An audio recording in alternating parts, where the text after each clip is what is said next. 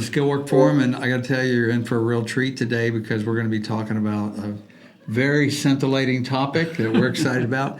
And in all seriousness, it's really important. We're going to give you 8 tips for employee onboarding. So welcome to the Skillwork Forum. My name's Tim.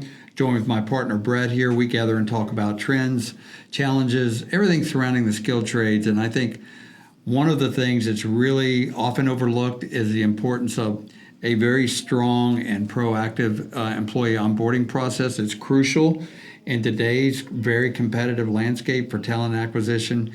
Anything you can do to give yourself an advantage is very important. Conversely, anything you do that brings a negative light to your company is really harmful in this kind of the time period we're in right now. We're competing really hard for skilled tradesmen. So we're going to discuss some of the benefits of onboarding employees the right way, and it includes the benefits to your company from everything from productivity to retention to keeping those folks part of your company, attracting new people, your company culture, so everything. This is a big part of your overall success as a company because it's first impression. It's the first impression. So we're going to talk about some statements or some benefits, some tips really for you to maybe take a look at and consider and see if you're doing these things in your company. Here's a true statement that I know for sure that I've experienced and Brett's experienced, that a bad onboarding experience can change a productive, motivated employee that's looking forward to coming to your company to someone wondering how in the world did they ever make such a bad decision. So that can happen in a matter of weeks. Actually, it can happen in a matter of a day. We've seen it. So here are our top 8 do's for a great experience. And Brett, we reached out to our onboarding people here that do it every day. We average 6 to 10, sometimes more new employees a week. So they know what they're talking about here. No, you're right. It is a good topic. It's one of those things that can easily get kind of minimized. A lot of companies, there's a lot of effort and energy put into finding the right people. Yeah.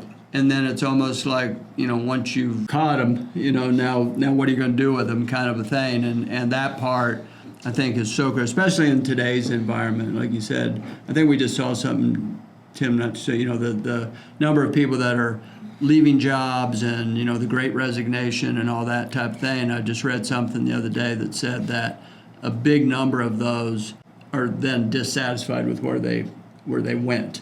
And it's probably part of it, maybe the onboarding, maybe the culture, whatever the case may be. So, we take it serious here.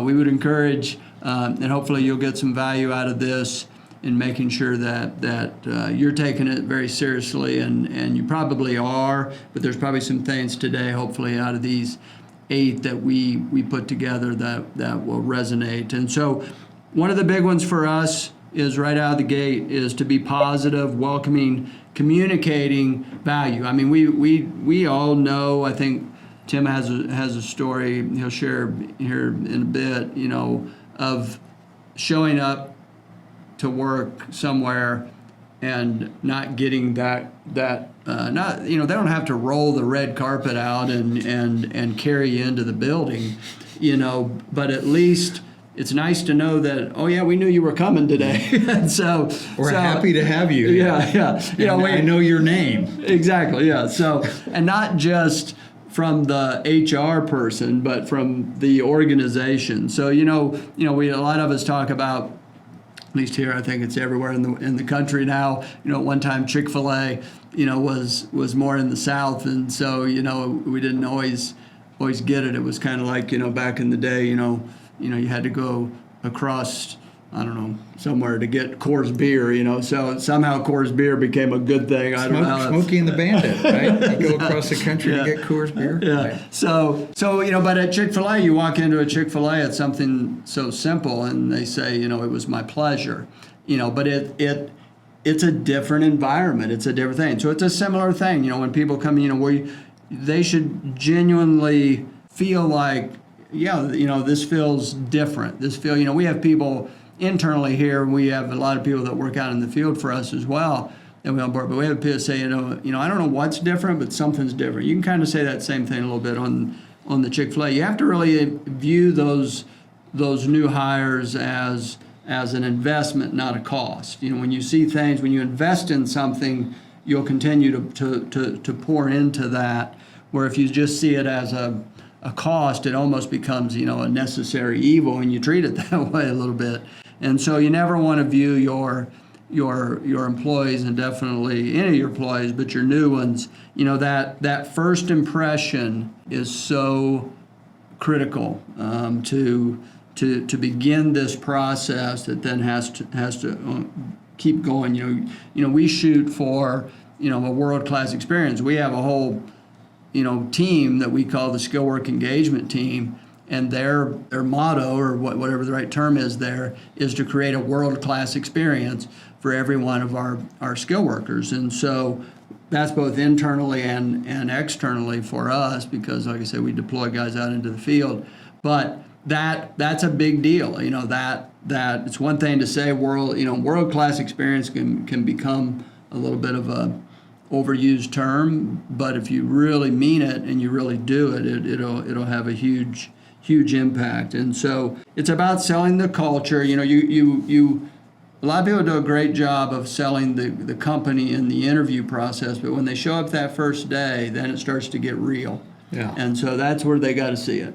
So. Yeah, it's so important. I see this, I hear it, and we go out of our way here to make sure that those folks that have decided to invest themselves in our company, we make sure they know how much we appreciate them. We go out of our way to make sure their onboarding experience is second to none. We put a lot of emphasis into it. So that's tip number one: be positive, welcome, communicate, value. Number two, we believe the onboarding process, you need to start early. You got to allow enough time for that onboarding to happen. You don't want the new employee that was a candidate, now they're an employee. You don't ever want to make them feel like they're being pushed, like they're being coerced or pushed. And this is something that I heard from our onboarding team a lot. So they've got a timeline that they need to follow for onboarding a new employee. So there's a difference between going fast and being in a hurry. So going fast is you're moving the process along, because oftentimes our new employees, they're in a hurry to get started too. But you don't ever want to make it pushy. It's a very anxious time for new employees. A lot of new information. There are some new employees that want to look at every detail of the benefits package. They want to look at if there's a contract associated with it. They want to look at it and parse it, and they feel like they're being pushed, they'll walk away. So they're pulling a lot of different directions. Sometimes new employees are okay with just moving on and pushing through. So be sensitive to where they are. So you want to establish a sense of urgency, and that communicates to them that it's important, that what they're doing is important. But the sense of urgency should be, we're responding to you in a very timely manner. We're very, very much on point and on top of responding to you and making sure that the path that we put in place for you is being communicated appropriately, and we're staying on top of things. So our team also said that it's so important that you have a tone of empathy and concern. You want to make sure you try to put yourself in their place, but it's also balanced with this, making sure they understand that these things that they need to do are necessary to get them onboarded.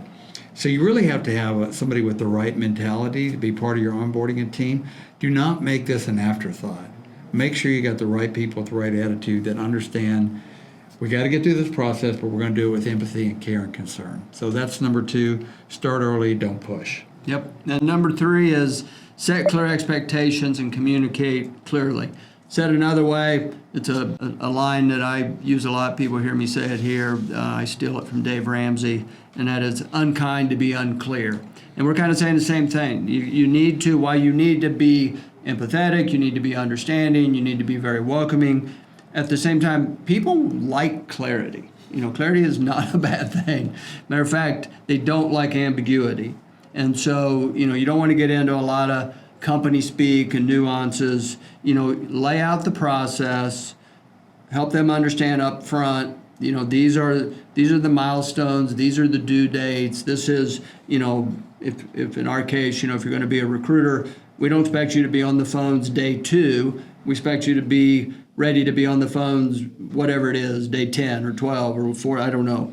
So, but there's a Reasonable clear expectation, understanding. yeah. And so, just always make sure that they have that clarity, and you give them the opportunity to be able to ask questions and to understand. There's also the reality is, there's a reason why turnover rates and retention levels are high. And sometimes, whether it's on the employee's part or whether it's the employer's part, you've made a mistake. It's not going to be a fit. A lot of people, we say it too, see the red flags and fail fast. Don't let this drag on and on. A big part of turnover happens in the first 30 days, and a lot of times the first week, couple weeks, and the sooner, you got to give it time. You don't want to overreact, but you definitely need to remain very aware and have those conversations. Say, is this the right fit? That type of thing. So yeah, don't run through those stop signs. And we have a gated process. We put it out there. We have a pretty in-depth process, and we have those gates for the protection of the employee, the candidate, as well as for our company, that we make sure that things are being addressed along the way. And the other thing is part of that, Brad, I think it's a good point to bring up, is in being clear, you have to understand that a process that you've done literally hundreds of times, in the case of our people that do onboarding, to that candidate, it's the first time they've gone through it. First time they may have used our tools, our processes. So patience and being willing to explain something a couple of times and understand. And good night. My experience, I think about some of these folks that do the onboarding, and whether they're from HR or whatever, they almost sometimes act like you're a bother to them. That, why are you asking so many questions? And that attitude just puts people off. So kind of goes back to that world-class experience. So tip number 4 then is kind of goes along with this, and it's minimize surprises. People want to make sure that the expectations that you put up front are followed. The bait and switch thing that you talked about, the interview process. If the interview is like, here's our culture and we value people and you're going to have opportunity to do this, and you'll ask us questions along the way, and we're going to provide great, somebody to sponsor you and walk you through, and then you go through the onboarding, it's like, wait a minute, this is not only am I not getting that, but you talked to me about going on second shift at this facility. Now on onboarding, they're talking about third shift over here. So minimize surprises. You need to be honest and transparent. People can handle the truth, but they hate, being a feeling that you're being dishonest with them or not being true or clear. And, a part of that is the minimizing surprises is you're part of the onboarding team and you really are disconnected from what the acquisition portion of it was. And you're asking and you're onboarding somebody for a different position or role that's completely different than what they've been hired to. So you got to have, a very cohesive approach to your onboarding. So minimize those surprises, make sure everything's consistent, there's clarity, make sure that everything was offered in the offer letter is what you're actually signing them up to during onboarding. Like if I'm interviewing Brett and I said, hey, we're going to start you at $32 an hour. In Brett's case, I'd probably say we're going to start you at $12 an hour. You're going to say, I thought I got a raise. Yeah, you need to, we're going to give you a bump up to 12. So, and then he goes to the onboarding and they go like, oh, no, it's $10 an hour. Wait a minute. That's not what I was told.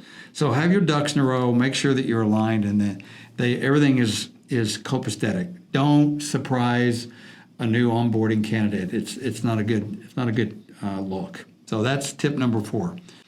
Yeah, no. So then number 5 is to make that first day awesome. So in other words, kind of building on this idea that it is so critical that when that person shows up, we've had situations. Tim's going to share a story here in a second about one of his previous personal experiences in an earlier time in life. But it's very important when somebody shows up and they leave them sitting in the lobby for a couple hours, or they do this or did they do that? It feels very unwelcoming. There needs to be a clear. We try to make sure that this is the door you go in. This is where you park your car. This is this is who you're going to ask for. All of those details really matter. So Tim, tell your experience. I for those that don't know my history, so I spent 25 years in the Navy. I retired naval officer. My first, talking about transition coming out of the military to a quote civilian job, is always shocking anyway. And those out there listening, that you know what I'm talking about. So coming out of the military, I was recruited by a couple of firms. I took the opportunity to work for a company. I'm not going to name that company. Maybe I should, but it doesn't really matter. We might want to do business with them someday. Yeah, we might someday. So, I'll just leave it at that. So, the recruiting was like, it was like being wooed like you did your first girlfriend. It was very, very much red carpet treatment, and here's what it's going to be, and it's going to be all these great things, and made me feel like, wow, this is great. I want to go work. The offer was great. Here's your first day. You show up, and the onboarding was a little sketchy because I couldn't quite get the person and HR to tell me some things, and I was having to track information down. I'm like, well, that's okay, but I show up on my first day, and I walk in the building, and the receptionist is there, and they don't have a clue who I am. They don't know my name. They don't know anybody that's coming. I tell them, hey, I'm supposed to be working for this guy, and they're like, oh, they kind of roll their eyes like, oh, well, it's probably going to be a not a good experience. Evidently, this guy had a reputation of not dotting his I's and crossing his T's. So I'm sitting there and waiting and talking about in the lobby for probably 45 minutes. Somebody comes down who I've never seen before, grabs me, not very welcoming at all, and brings me up to the second floor, and says this gentleman, his name is Charlie, said he's coming out of a meeting. So he comes out a little bit later. I sit there, wait. He comes out and he goes, hey, is today the day? And I'm like, yeah, today's the day. I go in like gangbusters. I'm so motivated to start. And I'm like, where should I, where's my office? Where am I going to office at? And they're like, well, we haven't quite got that figured out, but here, right over here, so there's this cube form. Anybody seen a cube form? So they're like, there's a place right here, and I go over there and look at this desk. And there's nothing wrong with working in a cube open area. It was fine, but I look over there. There's stuff on the desk, like gear adrift, and there's no computer. And there's a chair, and the people that were in there were looking at me like, who are you? And they were all like accounting people, and I'm hired to lead like program management and capture management. So it was a very bad experience, and I started immediately going, I wonder if that other offer that I had from the other company is still out there. I almost said I was out, but I hung in there, and I tell you what, later on when I got into a position at that company where I was responsible for those things, that never happened. And Brett knows here, we are hard over on, man. You're going to be prepared when new people come in. So that was terrible. Yeah, no, that's a great example, and it's real. And unfortunately, it's more common than we care to probably know. And if your company is,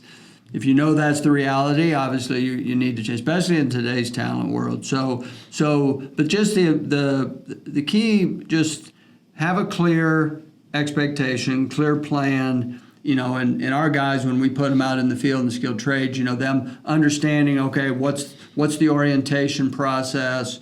When am I going to get my tools? Where's my safety gear? All of those things. We have some companies that we work with that are phenomenal in their onboarding process, and we have some others that have some opportunity. And but those that show up and they understand that, we have some companies that hey, the guy, you're not going to touch anything on that production floor for 30 days, as long as they know that. But when they show up and they think, well, put me in the game, coach, and they're saying, no, this is our process, this is the way we do it. As long as there's clarity in that expectation, makes all the difference in the world. Yeah, and we because our skill workers get deployed out in the field, sometimes we're not there on their first day.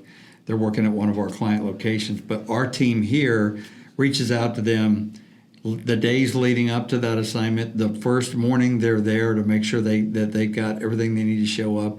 They check in with them that week, and then really vigorously for the first 2 weeks, and then thereafter we're staying in touch with them, because you got to look at it as that is a incredible investment, and that person has taken a chance.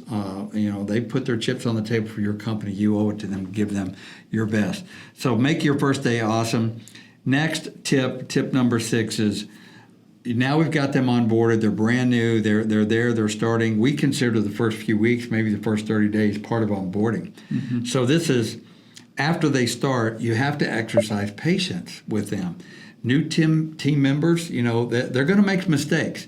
They're not going to have it figured out all right out of the bat. And we've had examples of, we hear back like, hey, this person is not what they said they are. They don't measure up after one day.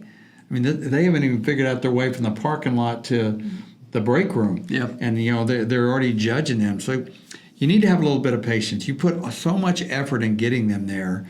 Don't make snap judgments or decisions. They're going to make mistakes. They're going to forget orientation. They're going to miss a step or two. They're probably not listening to everything. They're thinking about all kinds of things. So just exercise patience. Allow time for them to get in the groove, to kind of hit their stride. Patience is a virtue when it comes to new employees, especially onboarding. Have a little bit of patience. Avoid that making a early judgment call. I know first impressions are important. Give them an opportunity, because we've seen oftentimes too, hey, I wasn't sure about this guy, but after they got involved and got tools in their hands, they've been out there a couple of weeks, these guys are great. Yep. They were just a little bit, maybe they were nervous and they just didn't come across great initially. So number 6 is exercise some patience. Yep. And then number 7 is be confident enough to get feedback on your process. Be confident enough, and at the same time, don't be so arrogant that you think you got it all figured out. And so I love it when we bring new people internally here into our office here, and then externally when we're in these facilities. Those new sets of eyes and that information can be so valuable, but you've got to engage those new hires and get objective feedback. You've got to genuinely ask them, how can we get better? What part of this process was good for you? What part of this process could have been better?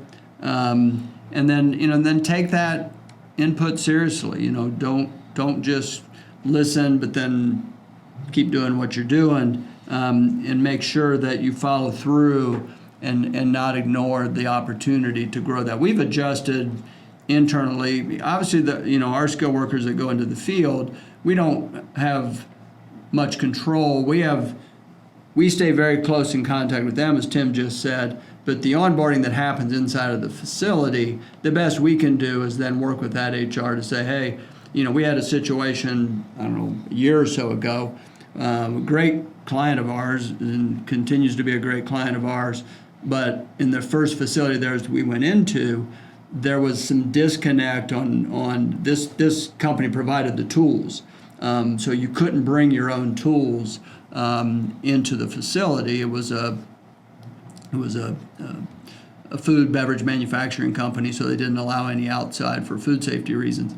And so, but there was a disconnect on when that was going to happen. When are they going to order my tools? When am I going to have tools? Right now I'm working out to somebody else.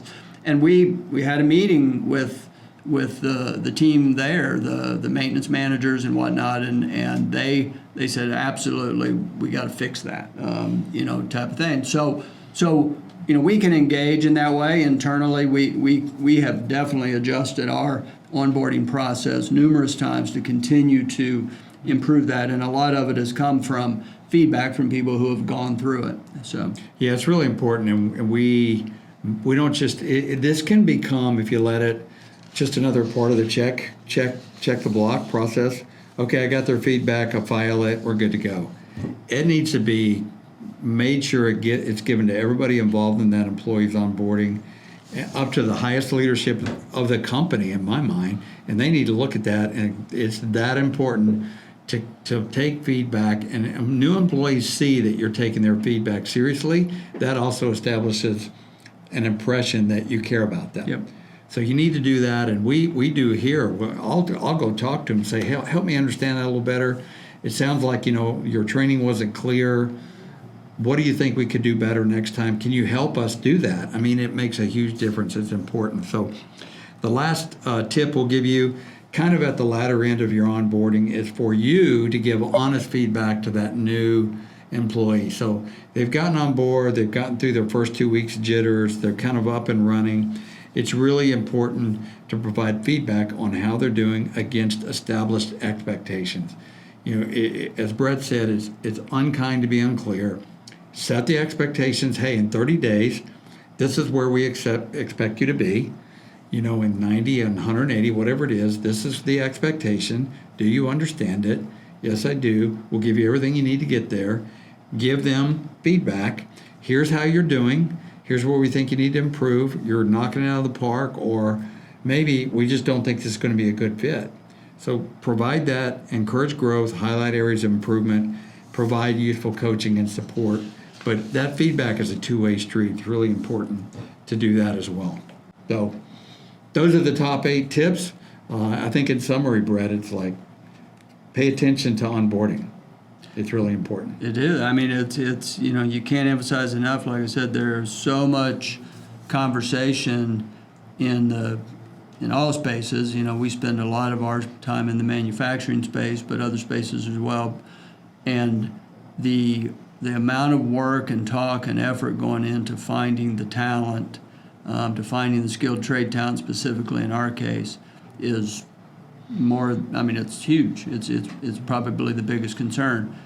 To not then follow that up and making sure that you're creating the experience and retaining that talent that you've worked so hard to get. Right. Just seems a little bit,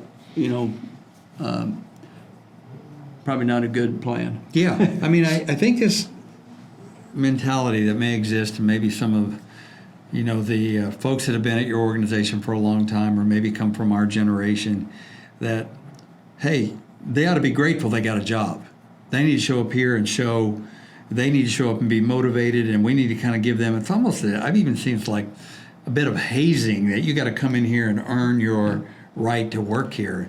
I mean, go ahead and do that at your own peril, but you better make sure the people that are engaging your new employees are really, if not rolling out the red carpet, making sure that they know that they're valued. It doesn't mean treating everybody. It's not like Google where we have ping pong tables, on the production floor and those sort of things. We understand the environment that we work in here, but it's to your benefit to set the tone for a healthy relationship. It's going to destroy your culture otherwise if done poorly. That's kind of the 8 tips. We hope they were helpful for you. We just want to remind you again that we have another podcast that we do here, Skillwork, that we sponsor, called The Proud Skill Worker. It's a great conversation between our company and our skilled tradesmen. So you hear the voice of the skilled tradesman. Take a look at that, listen to it. We think it'll really be helpful, whether you're a skill worker or an employer, to hear that perspective. The other thing, we want to give a shout out to our friends at Texas Boys Outdoors. It's a great outdoor hunting and fishing show on the Pursuit Channel. Our friend Roy Crush and his team, they do a great job with first responders, military veterans, disabled, handicapped kids. We're proud to sponsor them. We encourage you to go check out their show and, so let maybe support them in other tangible ways. So until next time, thank you for joining us, Skillwork Forum, and have a blessed day.